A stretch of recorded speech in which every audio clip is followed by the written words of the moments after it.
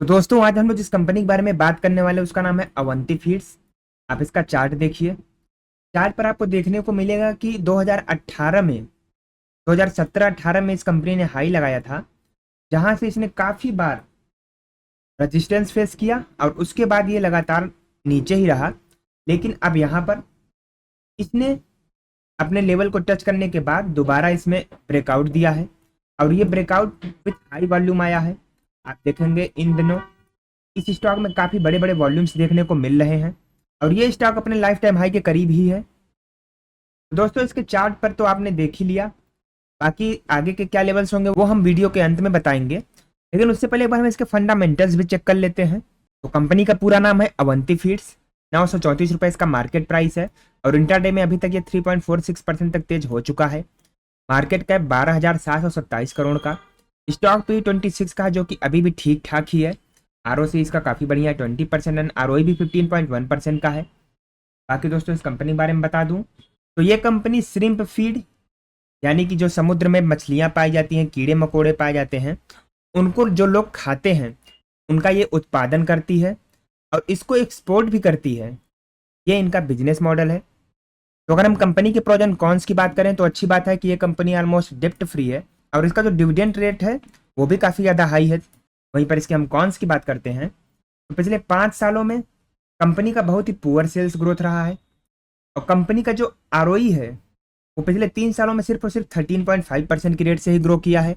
इसकी अगर हम पेयर कंपैरिजन की बात करें तो एफएमसीजी सेक्टर की ये कंपनी है, फूड प्रोसेसिंग में काम करती है, जिसमें आपका वरुण बेवरेज हो गया, हडसन एग्रो हो गया, Bikaji foods, Godrej Agrovet, LT foods, Avanti feeds तो है ही, साथ में आपका जाइडस वेलनेस जैसी कंपनियां हैं जो कि एफएमसीजी फूड प्रोसेसिंग में काम करती हैं।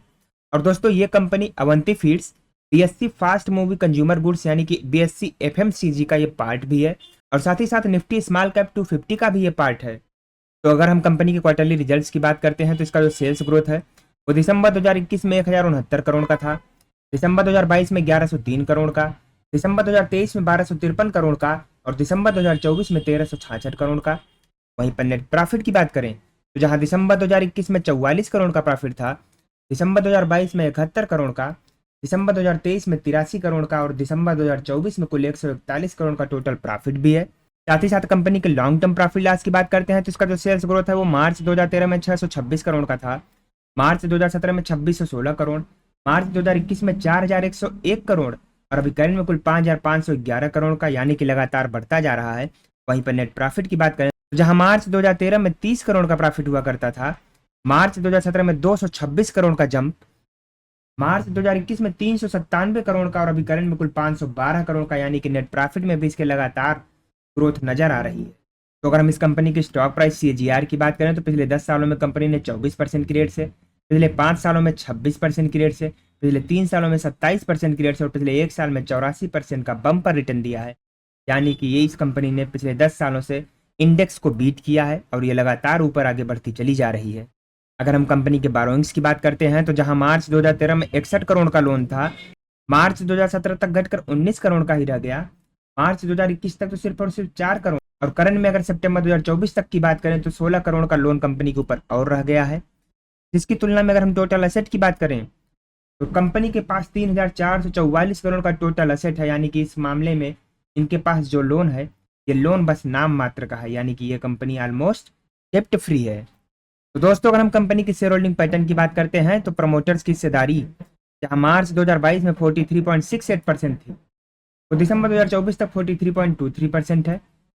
एफआईआईज की होल्डिंग की बात करें तो 15.16% से घटकर 14.47%, डीआईआईज की बात करें तो 8.18% से घटकर 5.49%, गवर्नमेंट की हिस्सेदारी 2.72% से 2.72% ही है और पब्लिक की जो होल्डिंग है वो 30% से अराउंड 34% तक बढ़ चुकी है।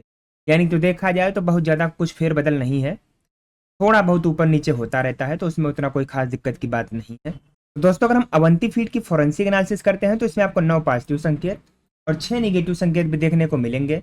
यानी कि अच्छी बात है कि कंपनी के ऊपर ऐसी कोई भी खास लाइबिलिटीज नहीं है जिससे कि कंपनी के इन्वेस्टर्स को कोई भी प्रॉब्लम हो।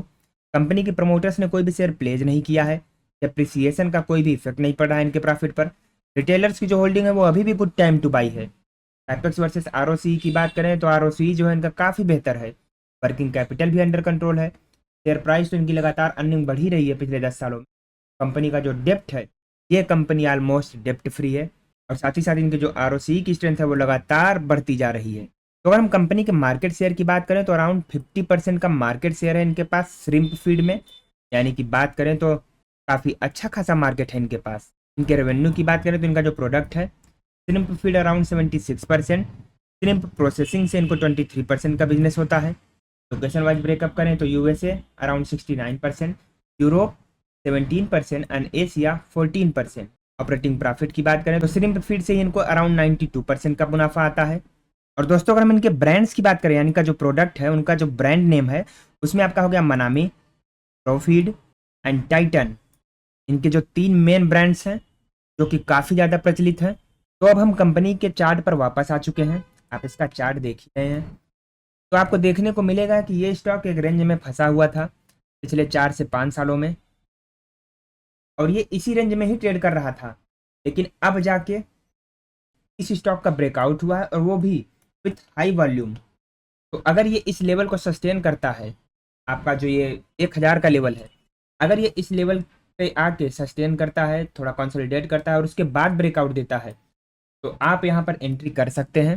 बाकी ये स्टॉक अभी जिस जगह पे है यहाँ पर एंट्री करना उचित नहीं होगा, तो इस लेवल को आप क्रॉस होने दीजिए, 1000 का लेवल। उसके बाद अगर पैटर्न बनता है तो आप इसमें एंट्री कर सकते हैं। बाकी स्टॉप लॉसेस का ध्यान रहे, और हाँ, वीडियो पसंद आई हो तो चैनल को सब्सक्राइब भी ज़रूर कर लीजिएगा।